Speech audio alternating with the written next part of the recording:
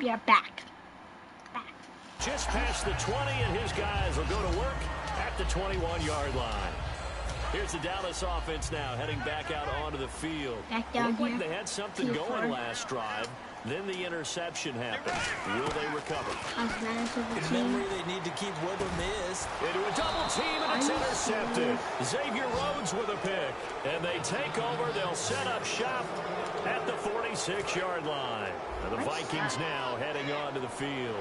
Last time they were out, they scored. Still trailing here, though, so some work to do. But it's okay in terms of mindset. Because they scored the last time, they're not quite as worried about being down on the scoreboard because now their confidence is a little bit higher. They feel like they've got something going, and they feel like they can attack again and put more points on the board. Are you scoreboard watching if you're the offense, or are you just focused on this drive? We wouldn't be telling the truth if we said that they didn't scoreboard watch. Everyone does it to some extent. But you've got to set it aside right now and just focus on this series. That'll take care of the scoreboard if they punch it into the end zone.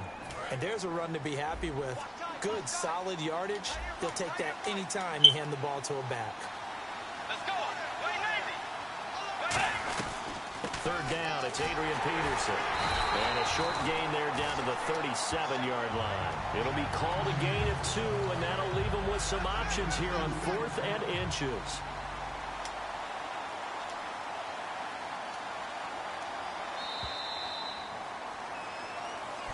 Back now in Arlington.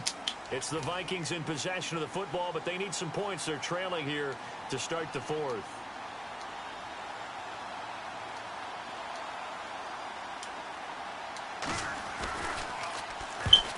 And there's a flag on the field. And Walsh able to convert it as his kick is good. But there is a penalty marker down. They might be forced to try this one again. Personal foul. Roughing a kicker. Defense. Oh, and you just can't do that. 15 yards on the roughing the kicker call. Absolutely inexcusable. The kicker's in a defenseless position, and he just gets taken out. First down, Bridgewater. Finding time. Toward the sideline, and look at that catch. Dragging the toes, and that's going to be a first down. Well done. Great footwork there, Charles, to dot the I, stay in bounds, get both feet in. He's probably thinking, oh, man, I made a catch like that close to the end zone. I should have scored. Yeah, there's always a regret when you're that close to the goal line. But let's go back to what you're talking about. Under pressure now, and he's going to go down. Sacked back around the 8. Anthony Hitchens in there to sack him for a loss of 6.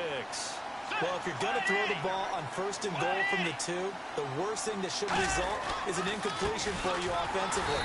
But, Brandon, this is a different type of football. Back in my day, 1st and goal from the 2, a lot of big people with big neck rolls, they were on the field trying to ram it into the end zone. They got to have 6 here. It's 3rd and goal.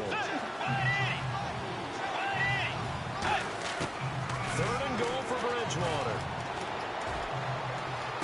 And that is, I think he caught it. He did, but they'll say out of bounds. It'll be incomplete. That was a difficult catch, and I admire the fact that he actually caught the football. No, he didn't. Bet.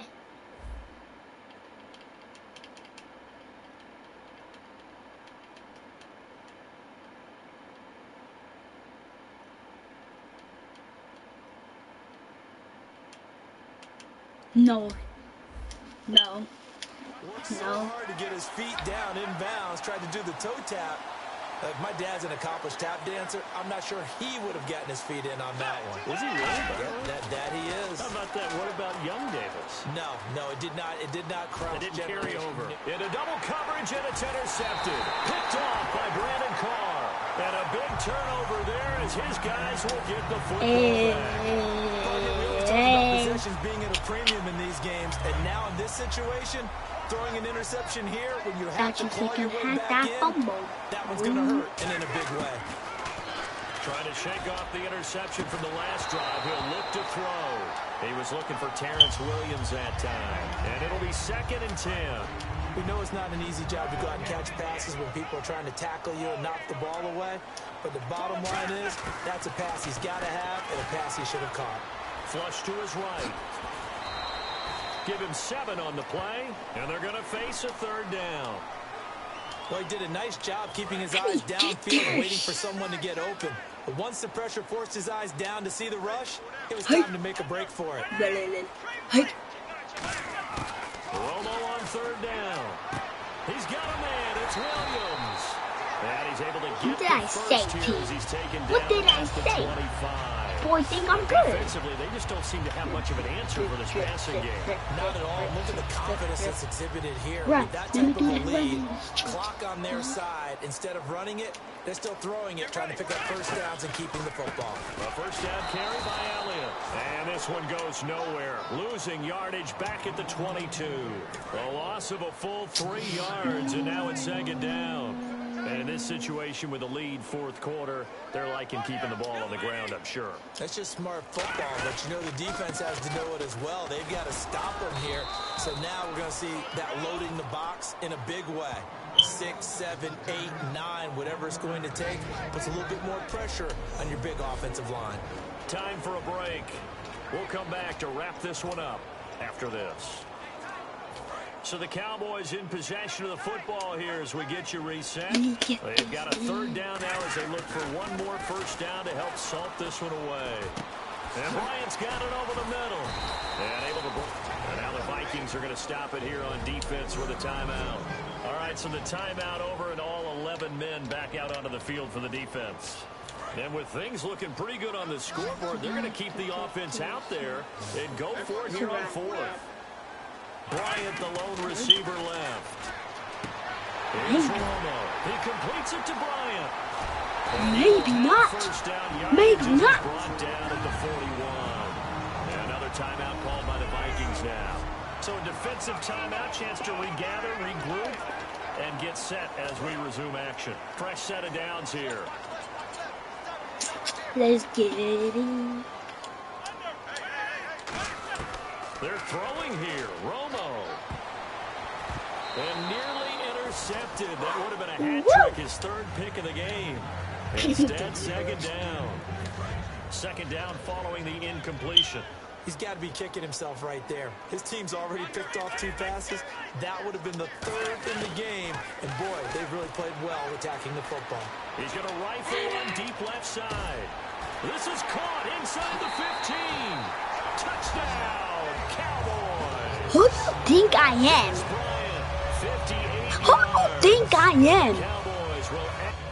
Who do you think? I made another touchdown. I'll go get my brother.